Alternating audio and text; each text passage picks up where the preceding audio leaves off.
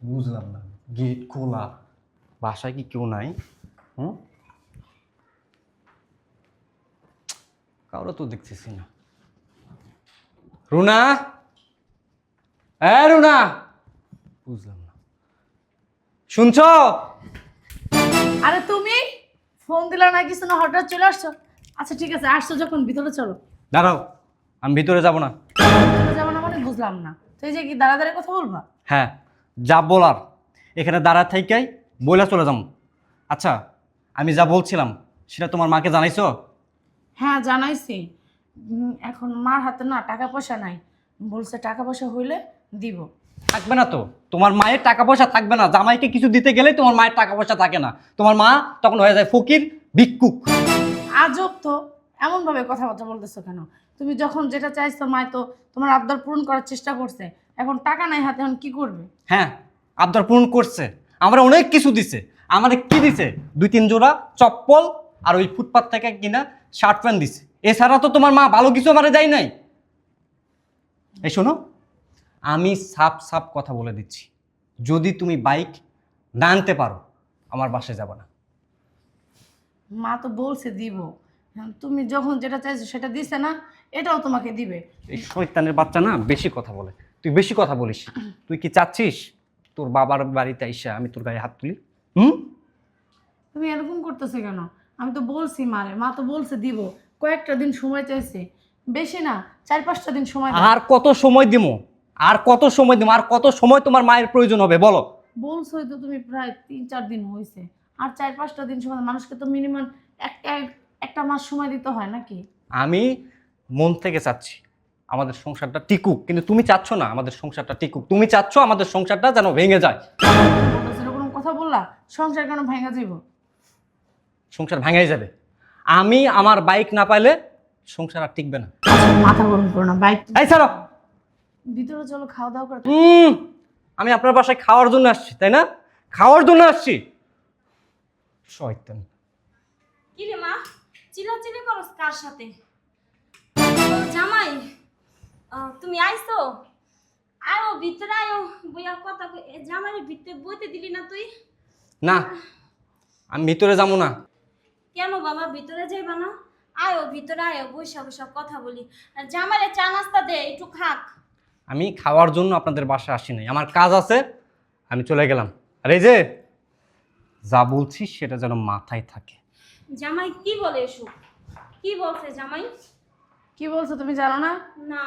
ওই যে বাইক কেনার কথা যে বললাম, তোমার হাতে তখন টাকা পয়সা নাই, ওইটাই ওরে বললাম যে মার হাতে এখন টাকা পয়সা নাই, টাকা পয়সা হইলে তোমার বাইক কিনা দিব।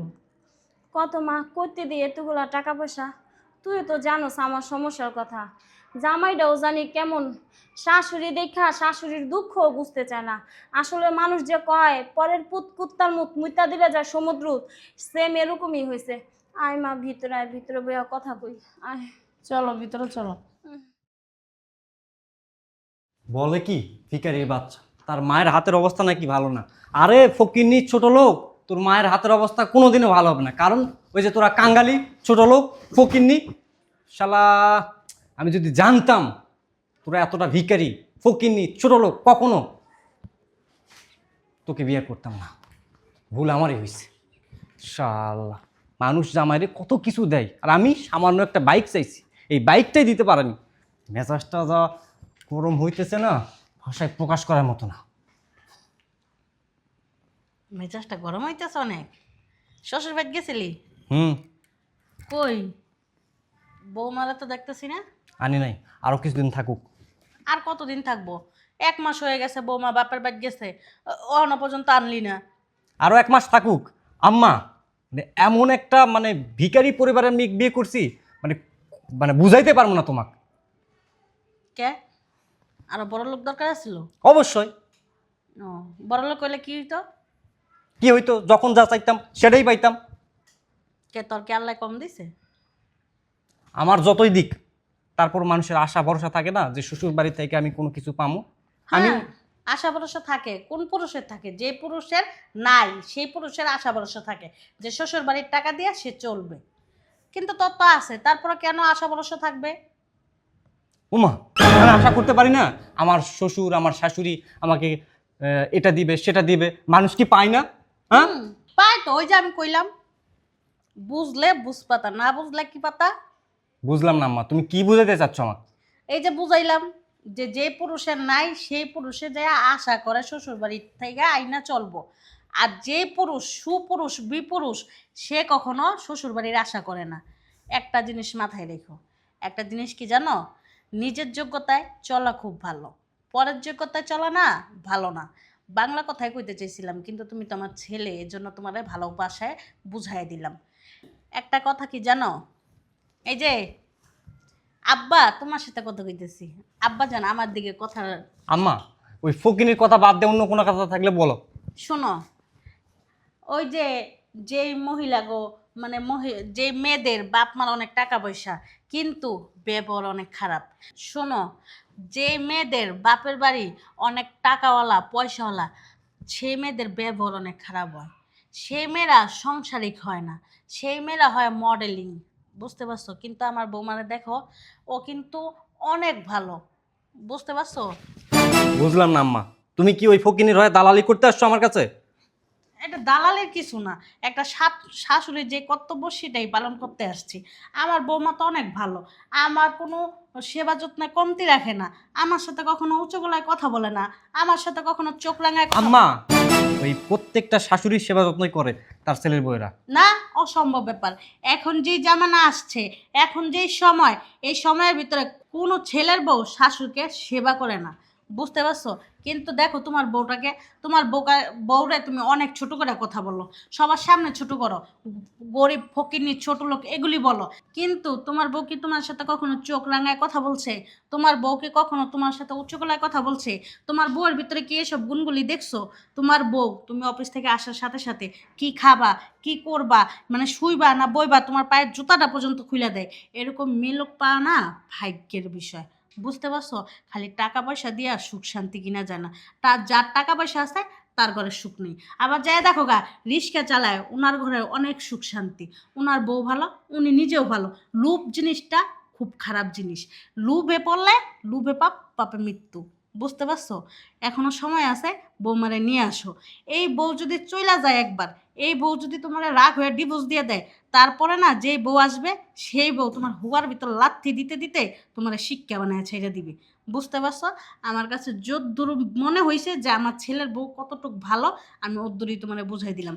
আমার ছেলের বউ আমার এক গ্লাস পানি ঢেলে খাইতে দেয় না। বুঝতে পারতেছো? তাহলে ও কতটা ভালো।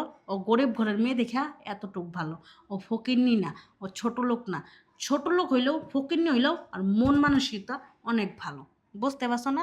এখন যেই বড় লোকের মেয়েরা মডার্ন করে চলে, মডেল হয়ে চলে, রাস্তাঘাটে বেরোইলে দেখা যায় একজনের স্টাইল। আর আমার ছেলের বউ দেখছো আমাদের মতন সাধারণ। বুঝতে পারছো? একটা জিনিস কি জানো, বুঝলে বুঝপাতা, না বুঝলে তেজপাতা। তর্ক করলে বহুত দূর তর্ক করা যায়, আর যে জ্ঞানী লোক হয় এক কথাই বোঝা যায়। আম্মা, তুমি তো সঠিক কথাই বলছো। আমার বউ তো অনেক ভালো। এই যে আমি যখন তখন তার সাথে খারাপ ব্যবহার করি, সে কখনো আমার সাথে উল্টা খারাপ আচরণ করে না। সব সময় আমাকে সাপোর্ট দেয়, আমি যেন ভালো কাজ করি, আমি যেন ভালোভাবে চলতে পারি। এখনের বউরা, স্বামী যদি একটা কথা কয় স্বামীরে 10টা কথা শোনায় দেয়, স্বামী যদি একটা চটকনা দেয় স্বামীরে উল্টা ফিরাইয়া 3টা চটকনা দিয়ে দেয়। তাদের থেকে আর তোমার বউকে দেখো কতটুক ভালো। বুঝতে পারছি মা, আমি আমার ভুলটা বুঝতে পারছি। তুমি আমার চোখ খুলে দিছো। আমি কালকেই যাব ওকে আনতে।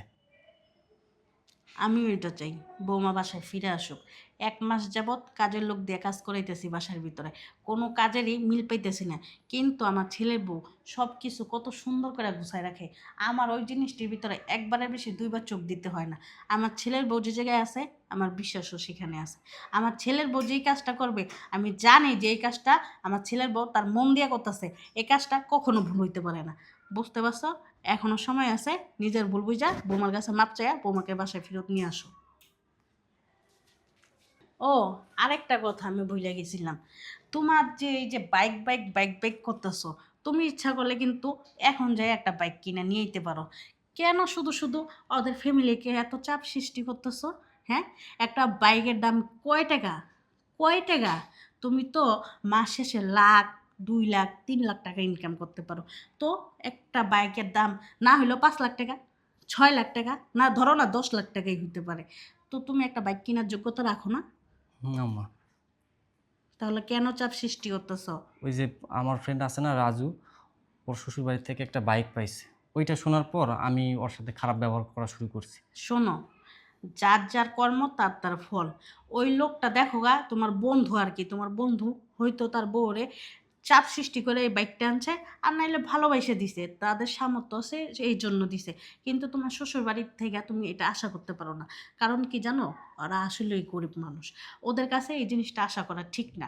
কারণ ওরা একটা বাইক দিতে পারবে না, ওই বাইকের টাকাটা ওনাদের কাছে নাই। বুঝতে পারছো না? নিজের যোগ্যতায় চলা ভালো, এর দূরই তোমাকে বইলা দিলাম। হ্যাঁ আম্মা, আমি আমার নিজের যোগ্যতায় বাইক কিনবো। আমি আমার ভুলটা বুঝতে পারছি। আমি কালকেই সকাল সকাল চলে যাব রুনা কানতে। আম্মা শোনো, রুনা, হ্যাঁ রুনা, রুনা, হ্যাঁ রুনা। আরে তুমি হ্যাঁ আমি।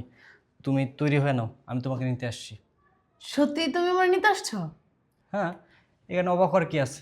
আর শোনো, তোমার মাকে জানাই দাও, তাকে আর কষ্ট করে টাকা দিয়ে কিনে আমাকে বাইক দিতে হবে না। তুমি কি এখনো রাগ হয়ে আছো? না, আমার আর বিন্দু পরিমাণ রাগ নেই, তবে বাইক আমি কিনবো তোমার মায়ের টাকা না, আমার নিজের টাকায়। তাই?